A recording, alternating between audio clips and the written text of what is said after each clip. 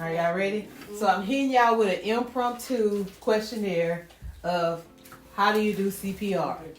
And y'all know why this was prompted, right? I told y'all already about the situation, and what upset me the most was the fact that the girl didn't know anything about CPR, number one, but for number two, the operator was taking forever to tell her what to do. So I know that this is information that y'all don't know right now, and sometimes you'll learn best by being like put on the spot. And then after this, I'll quiz y'all. So can y'all tell me, anybody can tell me, what's the first thing you do when you do CPR? Check if the person was breathing. Check if the person was breathing. Yay! Wrong. Okay. You gotta check your surroundings. Okay. You want to check the surroundings. So if you're out and about, like if you're checking your surroundings, if you're out and about in an area like like outside the home or something, you want to make sure that it's safe, right? But if you're in the home and a person, you just walk by a person, and so the girl, she noticed that her boyfriend had been asleep since the night before. She got her kid ready for school. She took him to school. Before she left to take him to school, she threw a cover on him because she said he'd been laying in the same spot. Maybe he's cold, blah, blah, blah, put cover on him. Came back, he was still laying in the same spot. So when she touched him and kind of turned him, he started foaming at the mouth, right? Well, he had stuff coming out of his mouth. So at that point, she knew she needed help. She called 911. The dispatcher took forever to ask her questions, this and that. And when a person is not breathing, time is of essence. Like you want to, every second of every minute every second a person goes without oxygen, they losing brain signals. Basically, the brain is dying. Okay, so what you want to do is CPR is the most important thing to initiate right away. So yes, you look at the person and just say, hey, are you okay? Are you okay? Right? The person is not saying anything, so we're gonna use Bailey as the thing. So we're gonna turn this to the side. We'll use Tia's little last chair. Okay, let's get into Tia's lab. All right, so what you want to do, actually, you're supposed to do this on the floor, right? Where do you do CPR? CPR on the soft surface. That's right. You got it, dude. So where do you do CPR? Where do you do CPR? On the floor. On the floor, because you need what kind of surface? Hard A hard surface, okay? You don't do it in a bed. You don't do it in a chair. You do it on the floor. So first you're going to ask them, hey, are you okay, right? They're not responding. So what are you going to do? Check for a pulse. You check it for a pulse. Give me 2 places you could check for a pulse. The neck or the hand. That's right. You Okay. can check. So when you check in the neck, you check in what's called a what? A carotid artery. Okay, you check in the pulse. This is the carotid artery right here, right? Come feel this. And lightly, you want to use 2 fingers. No, you never do it simultaneously, or you'll put it to sleep. And I probably shouldn't tell you that. Okay, so you never check both sides at the same time because you can occlude the arteries and they cause them to lose blood perfusion to the brain, which make a person pass out. But you take 2 fingers, you're holding it gently. You feel a pulse sensation. You feel the throbbing, right? You can check there or you can check here. Never use your thumb because your thumb has a pulse. You'll be a negative pulse feeling, right? So you check here, you check it for a pulse. Okay, how long do you check for a pulse before you initiate CPR? 30 seconds. I was gonna say 10 seconds. No, 30 seconds is a long time to try to check for a pulse. 10 seconds, you checking for a pulse, you checking to see if they're responsive.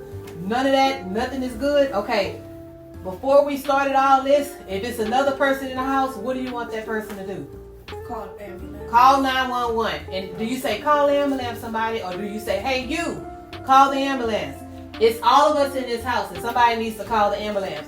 If nobody, you could be doing CPR for about 10-15 minutes and then you realize nobody called the ambulance. Why? Because somebody said, hey you, and nobody know who you're talking about, right? So you point and say, Tiana, you call 911. Allison, you go get the AED. And then if there's another person in the house, if there's 2 people that can perform the CPR, you have one person doing what? Rescue breaths, and the other person doing what? Compressions, okay? Yeah, all right. So again, what did we do first? Caught it. Call 911. Check for responsiveness. First, we made sure the person was unresponsive, right? Hey, you, call 911. You put them on the ground, right? Because we know they're not breathing. We have somebody already called 911. You tilt the head back, right? Because you're opening what?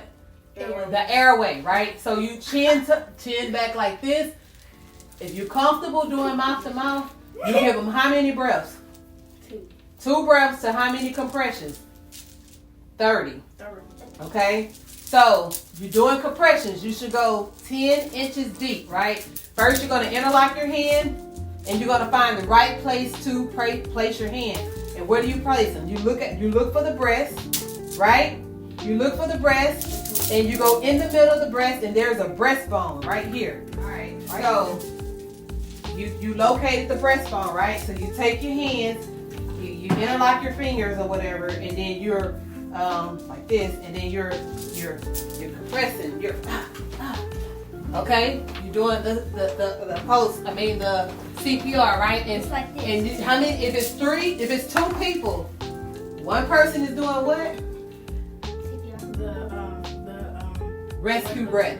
The other person is doing what? The compressions, right? How many times are you doing this? 30. After 30, what do? The person gives the 2 breaths, right? After the 2 breaths, you resume CPR, right? And then you want to do probably about 2 rounds of that. Then you check it for a pulse, okay? About 2 minutes into that, you check for a pulse. You don't want to waste time. How long do you check for the pulse? 10 seconds. 10 seconds. 10 seconds to check for the pulse. The ambulance still not here. You're doing that, right? Okay. Supposedly, there's an AED. Okay? Do y'all know what an AED is? That's shocking. Yeah, it's like a shocking thing. It's called an automatic external defibrillator, right?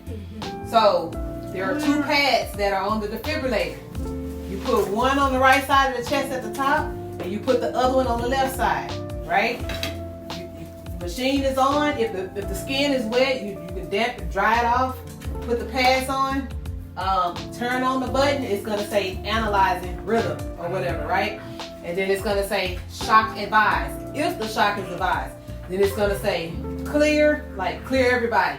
If you hit shock and somebody's touching the patient, they can get shocked and they can knock their heart rhythm from a normal rhythm. They can knock them into an arrhythmia, right? An abnormal rhythm. So it's gonna say shock is advised. And then you're gonna say deliver. It's gonna say deliver, clear, everybody clear.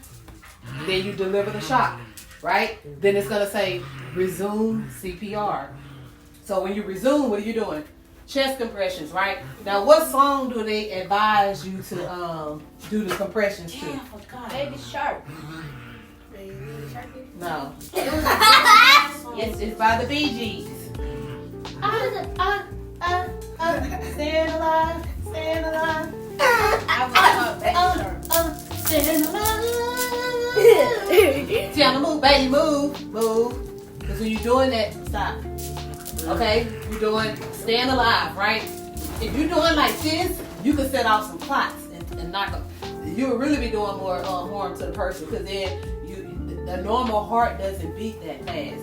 So you send in the blood. All right, y'all. So just to wrap this up, I did that little drill with the kids. I think that's something I want to start practicing at least once every 3 months or so, just to make sure the kids are aware of what needs to be done in the emergency situation. I made this in, relating to the rich Homie Quan situation. May he rest in peace and prayers to the family. But y'all, I made this video, so hopefully that y'all can get a chance to share with y'all kids, practice a routine like a drill, and make sure y'all on it when it's time.